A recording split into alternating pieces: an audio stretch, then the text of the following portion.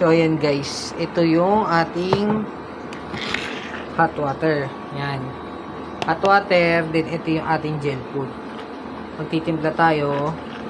Ito kasi konti lang to. Pero, ang extra kasi, pag malaki ang Tupperware, isang baso. Ito kasi pang ano lang. Pang maliit lang talaga. Ayan. Dalawa lang. Ayan. Dalawat kalahati lang. Ayan.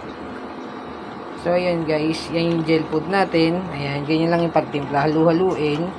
Then, hanggang mawala yung mga mga bobong powder. Ayan. Hanggang mawala yung bobong powder. Ayan. Ganyan lang siya guys. Ganyan lang pagtimpla. Tapos, pag natanggal mo na lahat ng mga buo-buong powder, ay papalamigin mo siya ng 10 minutes para maging gelatin na siya.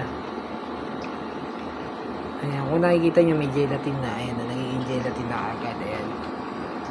Ayan, ganyan lang.